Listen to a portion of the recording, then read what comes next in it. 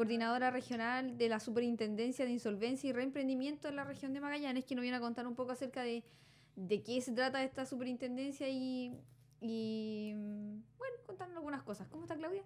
Bien, muchas gracias por la invitación. No, gracias a ti por estar aquí. Claudia, cuéntanos un poco acerca de la superintendencia, que si bien nos ha resonado un poco, es un estamento bastante nuevo, ¿verdad? Mira, como institución no somos nuevos. No. Esta es la antigua Superintendencia Sí, de claro. Quiebras, Sí. ya que adquiere este nombre de insolvencia y reemprendimiento a partir de octubre del 2014, Ya. en que se dicta lo que se ha conocido comúnmente como la nueva ley de quiebras o la ley de insolvencia.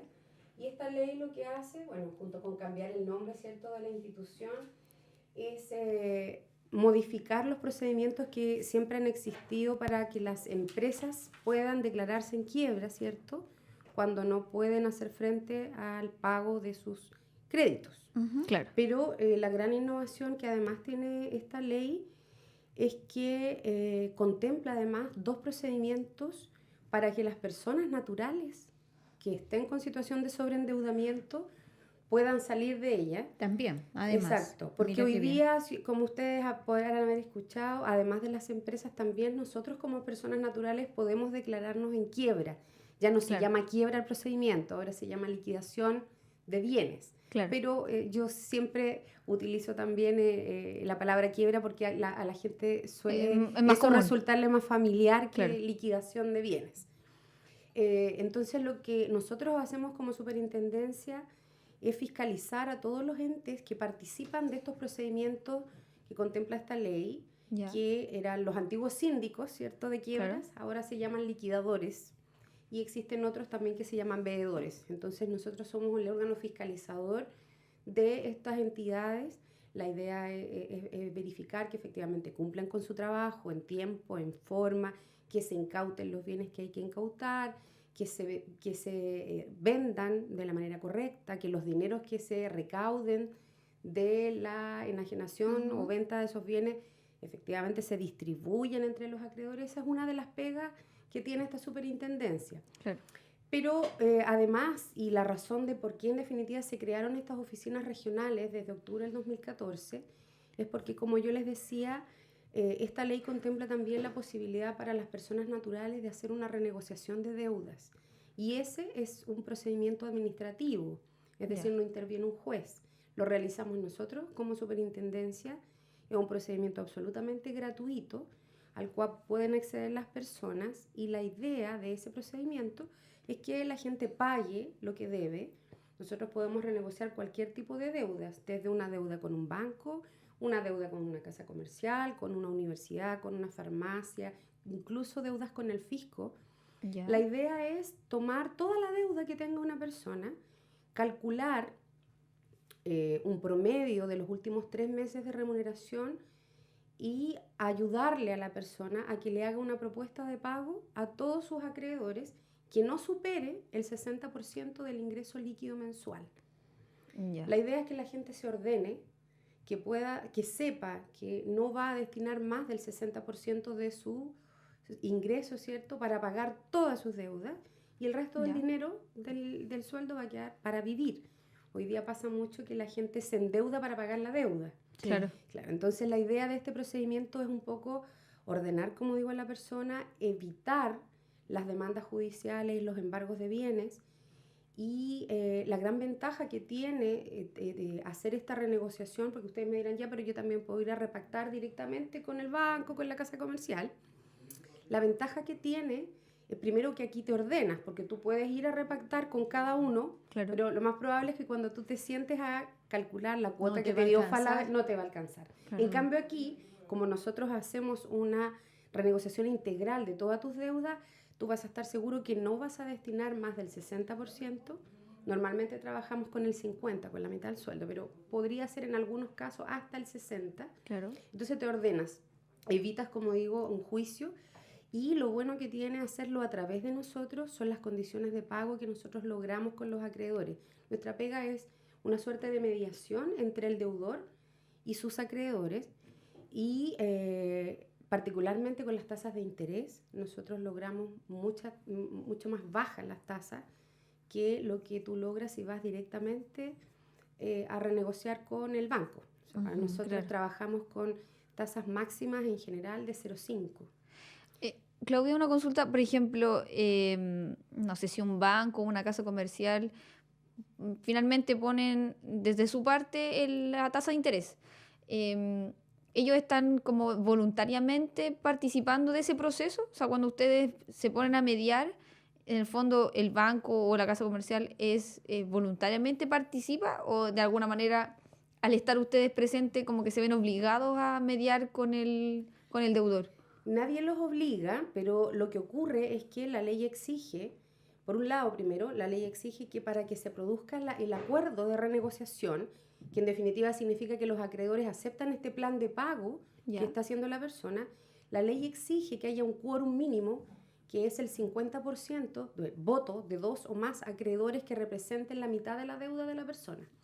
Por lo tanto, si no logramos ese quórum, esta persona pasa a una quiebra, lo que significa que toda la deuda de la persona se extingue. Por lo tanto, a los acreedores eso no les conviene. Entonces, de alguna manera, si bien no es obligatorio que participen en la práctica por la consecuencia que tiene no asistir y que no tengamos quórum para lograr la renegociación, se ven de alguna manera sí obligados a participar. Y por otro lado, fíjate que nosotros cumplimos ahora el 9 de octubre 3 años de vigencia de esta ley. Y particularmente en la región yo le he pedido a los acreedores que son más recurrentes, tanto bancos como casas comerciales, que hagan un sondeo de qué es lo que ha pasado con la gente que ha renegociado en la región, si están o no cumpliendo. Y fíjate que la gran sorpresa es que sí. Creo que hay un caso en que la persona no lo está cumpliendo. Y eso ha hecho también que para los acreedores este procedimiento sea bien visto. Porque, por otro lado, si no renegocian, ¿qué les toca hacer? Demandar a la persona en un juicio, lo que tiene gastos de abogado, de receptor, si le embargas bienes, hay que hacer un remate. Y muchas veces la persona no tiene bienes. O sea, el acreedor no ve ni un peso. En cambio aquí, ellos se han dado cuenta que la persona que se sienta a renegociar con ellos sí cumple. Aunque sea tal vez en 90 cuotas de 20,000 pesos, pero cumple y paga. Entonces, eso ha hecho también, como te digo, que los acreedores se hayan interesado cada vez más por participar de los procedimientos. Nosotros en general tenemos alta participación de los acreedores, incluso acreedores pequeños, han participado de estas renegociaciones. Nosotros tenemos en la región porcentaje superior al 96% de resultado positivo de las renegociaciones para las personas. O sea, de verdad la gente ha logrado su renegociación, lo que les ha implicado respirar, porque llegan algunos bastante compungidos a la oficina. No es para menos en todo caso. De todas maneras, Claudia, está el tema también de que la gente no se vuelva en calidad, no se vuelva sabiendo que está ya pagando, no vuelva de nuevo a... Claro, ahí hay un tema de educación financiera que en realidad... compromiso. Sí. Nosotros no podemos, la ley no limita, de hecho, a alguien que renegocia no le pone un plazo máximo dentro del cual no pueda volver a endeudarse. Entonces, en definitiva, es responsabilidad de cada persona decir, bueno, no más, ya voy a terminar con este plan de pago, que a veces es largo, porque la deuda promedio de las personas que renegocian con nosotros son 26 millones de pesos. No, eso es mucha plata. Y el sueldo promedio de quienes renegocian con nosotros es 500,000 pesos. O sea, estamos hablando de una persona que gana eso, tiene deudas por 26 millones de pesos. Pero ¿cómo una persona con ese nivel de ingresos podría llegar a esa deuda? ¿Con bancos, con casas comerciales? ¿Cómo llega? Es que ¿sabes qué es lo que pasa? En realidad, cuando tú te pones a revisar la documentación, no es que ellos hayan gastado 46 millones de pesos. Tal vez es la mitad, pero ¿qué hace la gente? Va y repacta. Y cuando tú repactas, imagínate que tengas un crédito de 5 millones de pesos. Tú vas a repactar con el banco te va a dar un nuevo crédito, pero la tasa es tan alta que en definitiva esos 5 millones se transforman en 10. Claro.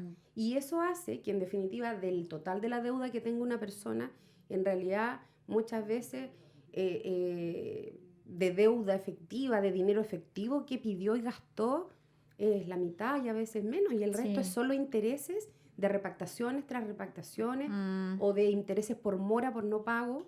Claro. Y o sea, cualquier deudor de cualquier tipo podría llegar a la superintendencia. ¿A ¿Cómo la se pueden superintendencia? acercar a la oficina? ¿Dónde están? Nosotros estamos ubicados en Chile Atiende o IPS, donde funciona la inspección del Ya, trabajo. Ahí acá. estamos en el primer piso. La superintendencia aún está compuesta solo por quien les habla. Entonces yo soy un poco como el circo Como la pobre. madrina. Entonces yo salgo harto a hacer difusión o tengo las audiencias del mismo procedimiento. Entonces yo siempre, cuando invito a la gente que vaya y conozca qué es lo que es, que vea si puede acceder al procedimiento, siempre les digo que lo ideal es pedir una hora de atención Ujú. al teléfono ¿Y qué teléfono es? 9522 522 99 ya 254. 254. Tal vez no les contesto en el momento, pero siempre devuelvo los llamados y doy horitas de atención cuando yo sé que voy a estar en la oficina. Claro. Y con respecto a tu pregunta de si cualquier persona puede acceder a esta renegociación de que yo les hablaba, que es lo que nosotros hacemos, este es un procedimiento que la ley contempla solo para las personas naturales, no para las empresas. Ujú. ¿Ya? Ya. Por lo tanto, una empresa, propiamente tal, hablemos de una IRL, una SPA, una empresa de responsabilidad limitada, Claro. ¿ya? Ellos tienen otros procedimientos que contempla esta ley. Uno es la quiebra, Ya. pero también existe la reorganización de una empresa y también existe para empresas que están complicadas la posibilidad de acceder a un asesor económico de insolvencia. Pero esos procedimientos sí tienen un costo asociado, o de abogado, o porque hay que pagar el asesor económico de insolvencia. En cambio, esta renegociación, como digo, que es solo para las personas, es gratuito. Ujú. Ahora, ahí hay que, sí importante, para no generar expectativa, dejar claro que la ley considera empresas también aquellos que tienen iniciación de actividades en impuestos internos con movimiento en los últimos 2 años, 24 meses en realidad. Ya. Por lo tanto, una persona que tiene abierto un giro para emitir boletas de honorarios Ujú. y que las ha emitido en los últimos 24 meses es considerada una empresa y por lo tanto no puede acceder a la renegociación. O sea, digamos que boleta de honorario como, no sé, un profesional Exacto. X que da boleta, que no tiene contrato, pero sí tiene boleta de honorario, es considerado en este caso como una Para empresa. esta ley. Sí. Claro. Como una empresa por tener iniciación de actividades en impuestos internos y con movimiento en los últimos 24 meses. Porque Ya. si yo tengo un giro también para emitir boletas de honorario, pero hace más de 24 meses que no doy una boleta, aunque el giro esté abierto, yo sí puedo acceder a la renegociación. Ah, ya. Lo mismo pasa con la persona que tiene giro en primera categoría, un giro comercial, Claro. con su RUT de persona natural y tiene movimiento en los últimos 24 meses. También es considerada una empresa para esta ley y por lo tanto tampoco puede acceder a la renegociación. Entonces, Y las organizaciones, por ejemplo, los sindicatos, las cooperativas, no, si tuvieran tampoco, porque también, son personas jurídicas. claro, también están dentro como si fueran una empresa. Exacto. Solo las personas naturales, que son aquellas que tienen un contrato de trabajo, pero no es un requisito tener un contrato de trabajo para renegociar. Nosotros, por Claro. ejemplo, yo he renegociado aquí deudas de choferes de taxi colectivo que ellos no tienen ningún documento que avale que tienen ingresos, sí, ¿cierto? obvio. Claro. Pero los tienen, porque hay un trato diario de palabras, ¿cierto? En esos casos, nosotros le pedimos a la gente que haga una declaración jurada indicando cuáles cuál es son su sus actividad ingresos y y cuál cuáles es- son sus ingresos mensuales. Claro. De hecho, hemos tenido casos, por ejemplo, de jóvenes que no tienen ingresos, dueñas de casa, que no tienen ingresos, pero sí tienen mucha deuda. Recordemos que a las dueñas de casa, las tarjetas de las casas comerciales Son muy fáciles de adquirir. exacto. Entonces, en esos casos, por ejemplo, la dueña de casa puede no tener ingresos, pero sí los tiene un hijo o el cónyuge. Claro. En esos casos, también aceptamos que ese cónyuge se comprometa a destinar X cantidad de su ingreso para pagar las deudas de su esposa, o viceversa. Claro. O de un hijo, por ejemplo. También no es necesario que la persona tenga un contrato de trabajo, en definitiva. ¿Ya? Ujú. Muy interesante, la verdad. Vamos a ir a un tema musical y después seguimos conversando con la señora Clau.